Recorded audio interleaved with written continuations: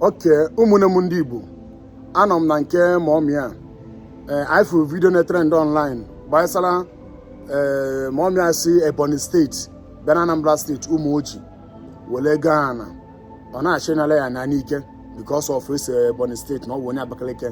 So mgbe m fụrụ ihe dị otu na online nso know that I will come to myself and hear from her and know exactly what is happening. So right now ka anyị from her ka anyị mara ife merenụ. Afa m bụ Nwali Lovely Onyechukwu.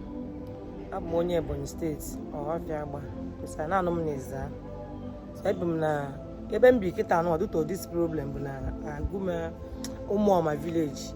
But n'ebe dị tini mme bụ na Agumelu village. Okay. Man, all of them were Umuoji village. Umuoji, yes. Okay, Biko, niha ne trend online. Can you tell us what happened? Kedu ihe mere no? Yeah, ebe a bụ na Diana bụ mgbe m bi na BD village ebe m bi before ka m goro onye ngo ana n'aka ya with the agent na be ego m dị na shop m.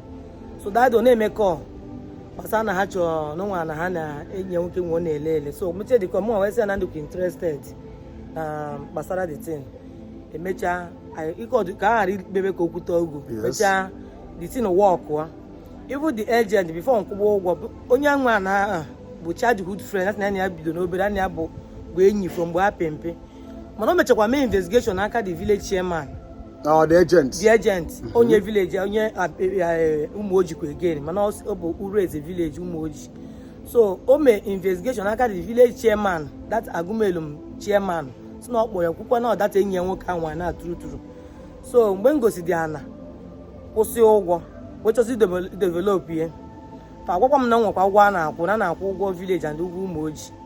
So nwesi no problem agbakọrọ m nkwụ ụgwọ village ụgwọ Umuoji nye m receipt and before the day nkwụ dị ụgwọ the chairman nwanne ya nwoke bụ ya bụ chief task force sokwa na ndị si na that village sokwa anyị bịakwa ya nwa bie sokwa je fụkwa that land again kwukwa na onye lebe m ya bie nwe. So akwụcha ụgwọ nye m receipt dị ana mgbe enyesi m receipt nrụbazie ihe arụbago ya to the anụtego ha bịa gba dị manụ nwa na akwụkwọ to Lance. So mgbe anyị jezi Lance ebe ahụ mgbe ruzi na Lance awee kpọọ ha ikpe faga complete 8 times so once the person na-azọ dị anabịa ọ bịaghọzi ihe ọzọ mebụ na ọ hapụkwa ndị Lance ahụ kpọọ ya wee gaba polisi je na polisi wee were polisi kpọkọrọ ndị niile na-arụ ọrụ kpụrụ ndị niile na-arụ ọrụ kpụji anọ m ebe m na-ele afịa kpọọ masị na ndị na-arụ ọrụ nọ na polisi that na-achọ onye ahụ na-arụ ihe a. So nwere na police station ebe a kpụrụkwa ma mụnwa sị na m na-arụ ihe na ana mmadụ. So mgbe eruzi na ebe ahụ ha mekwa m arrest ebelu m ndị ọrụ m niile a both ma the agent ya bụkwa onye ebe fa kpụọ ya mbelu si ya belukwa m onwe m. So asị m na m meje kpọta onye lebe m dị ana nnaba before ya na that the same day ha je demolish ya ihe niile ahụ arụgo the thing to the lintel level. Masment emis that day ma ụfọdụ ihe niile eji arụ ọrụ that day always some road dị si ebe ahụ sef febuchaghị ya n'ohi. So masment emis that day ha ncha bụ waste and agwazi ndị police na ha demolish kwa that thing. Police na-ada ụtụ na-aza ha ka ndị demolish ihe arụrụ agwa na ha akpọkwa police ya ji wee demolish zie dị ụlọ abịa jụọ the person ka ọ bịa o kweta eziokwu na police na ya nwa demolish ya nọ na ya dị sorry. Police say na nwere right ije demolish something ebe akwụkwọ unu kpọkpọ ekwesịghị etinye ọnụ. So ejide ka mkpa onye nwaala ema ejidekwa onye nwaala mekwe arrest ọmụnwa belukwa ya ekwubezie dị okwu the village chairman bịakwa police ahụ ka o buru dị okwu nata village ga-ekwuo ya the person ekworo the village chairman naba. So ihe mezi bụ na ọzọzi bụ anaghịzi anya appointment the first day ha bịarọ complete 4 times enya appointment fama kpọọ police adịghị ekwezi abịa akpọ ha na phone ha ode pick the call ihe ọzọ ha nọ bụ na ha jegbe onye nwa na akwụkwọ na court na Umuoji customary court ha jegbekwa onye nwa na akwụkwọ na court again. So ndị police ahụ wee sizie m ebe ọ bụ na ọdịgo na m nwa ya agba ha akwụkwọ for malicious damages ọ the same police o jikwa wee kpụrụ mgbe ha je kpụrụkwa afa agbazi ha akwụkwọ for malicious damages na Ojoto court. So since 1 year ndị anụ anyị na-eje dị ikpe ọ ebe njeche court na-abata because nwe the day I pick 2 dates I jecha dadị nwekwa court the next day nnata ka nta nwa accident the picture my brother attached here na that onwe video mebu anwụsigo m my mother anwụ mgbe nke na primary school bi ekpochi ya mazụ my spirit put 3 times na that hospital so ya bụcha mark ya the akwacha anya ma niile akwacha ya akwa ebe a ya after the mark eze ma niile akwacha ya akwa. Okay, after one kacha got nabata when the fatal accident amadum na ma survive. Okay, but kebe ikpe not for now kebe onukwu for now ebe I go for now that the place ebe nka ha gba ndị ha nwa gba akwụkwọ because na abịa change the ndị n'ọgbọrụ nke izizi wete ndị ọfụ no nwe ife ha nwa kwesị ime the case abidokwa adịkwa on so since na afọ imegona na atụgharị ya mụ nwa shisha dozim n'aka ihe na orichago ego nji adomezim the place mbibi before m ji wee nwezi enough money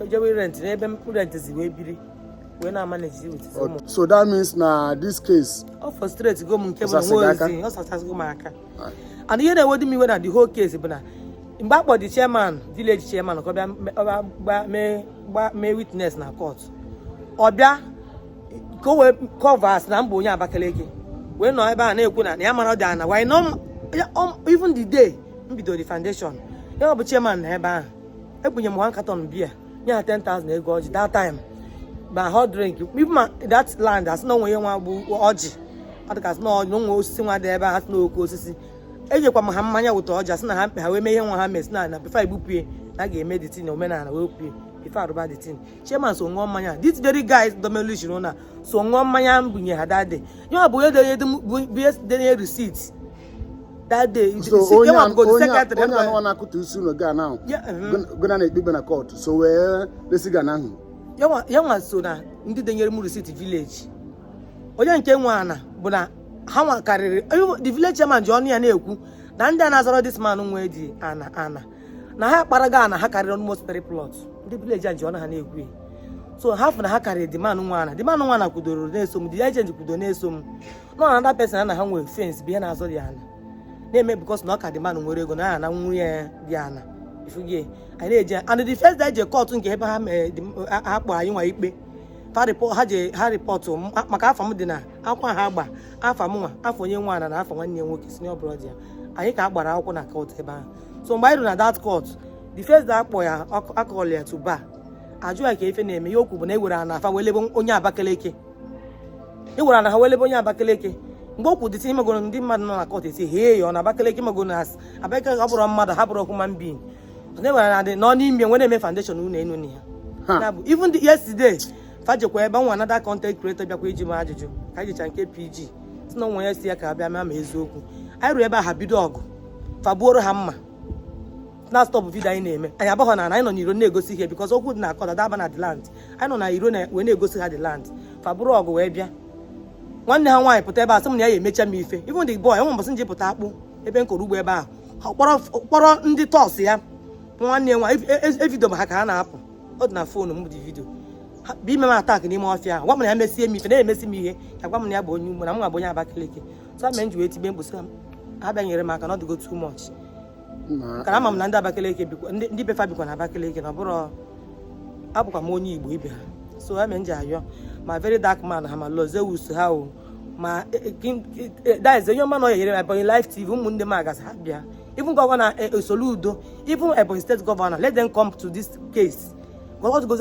oh my sweat ka ha gbariri m ya ọ dịrọ m izi mgbe m kpata ya akwa m trọk anya ma anwụ ego anụnwa ma mgbe m ka na-atụ ime sef ego save for years na akaụntụ m ana m ebu afọ ime na-ebugharị rice na-ele ndị ka just bịa ebe agbariri m like that so ọ dịrọ m obi mma alaikịrị ọ na-ewute m so ha mee m jikwe aje na nke PG ha yesterday PG gwakwa m na ya ga-eme all impossible best ka abụ na because ya mọrọ dị okwu ọ PG nke ọzọ nọ bụ before nọ mgbe dị okwu bido so onye nke a kịta abata ọfụ ọ marọ maka dị okwu PG nke ọzọ asef mgbe ọ nọ ya sef tinye ihe ọnụ so amarọ m ma maka na mbụ ya Abakaliki o ọ maka na maka tụdabọ ji ya yesterday si ichi ịgwa m ọ bụ na onye Umuoji ọ bụ na onye bụ nụrụ ya anụnwa n'ụlọ ya Idemili ichi egwu ya agbago m aja that nnukwu enyikwo nwa ya ma aja nnukwu ha na-agbata etipa ndị obere sis mana ya mechazi n'ikpeazụ lee ya blond two trip ọ ha gbarịrị ma ekwute niile mgbe ebe ahụ ma blọ kpọchago m blọ gochego m dị home atiri ya ezuru m datin ancha nọsị ebe ahụ wee na-ekwu esisi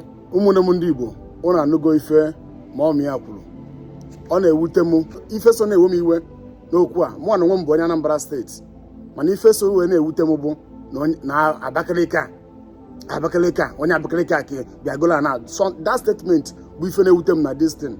I'm telling the truth. Igbo niile bụ ofu. Igbos are one. We Igbos, we are one. Anyị na-ebu ndị Igbo bụ ofu. No matter na o nwere some state ụzọ develop Igbo niile bụ ofu. Ka anyị kwụsị na onye abụ onye Ebonyi, onye abụ onye Abakaliki. Let love ourselves. Now, when I no go from mom here, now online come for this thing. So no, let me come and verify. Come here, no from her. Because no, ndị Igbo. Let's come to help this mother. Ka abịa nyere ya aka.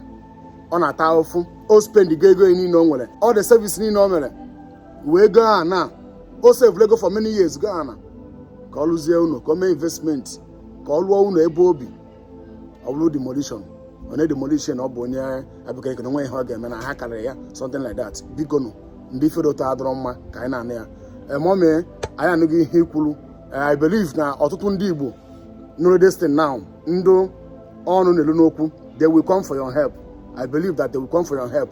Most especially in Anambra State, kwụ n'eziokwu. Let's come to help our mother and let all these things stop in Igbo land. So mommy I ga-akpọ phone number ya. Ọ ga-akpọ phone number ya. Kpọ phone number ya, please. If you know how to help her inyere aka na this situation, please call her on phone. Mommy, kpọ your phone number. 081 488 960 76. Call it again. 081 488 960 76. So thank you very much and God bless you. God bless the Igbos. Yeah, ụmụnne m ndị Igbo. In fact, anyị nwa bụ ndị Igbo ga-evu ụzọ fụọ nwaanyị n'anya. I'm telling you the truth. Ọ dịrị mma ka ị bụrụ onye Anambra State, ife onye Enugu State, ị na-akwa ya emo. Ife onye Ebony State, ị na-akwa ya emo. Ife onye Imo State, ị na-akwa ya emo. Ọ dịrị mma. Ị bụrụ onye Enugu, ị bụrụ onye Anambra, ị bụrụ onye Ebony ma Imo, ma Abia. Ka anyị nwee n'ofu obi. Anyị niile bụ ndị Igbo. Anyị niile bụ ofu. Biko nụ. Unu anụghị ihe nwanne anyị nwaanyị kwuru. Biko nụ, ị mara na ị ga-esi wee nyere ya aka. Kpọọ ya na fonu, nyere nwaanyị mmadụ aka. Biko nụ.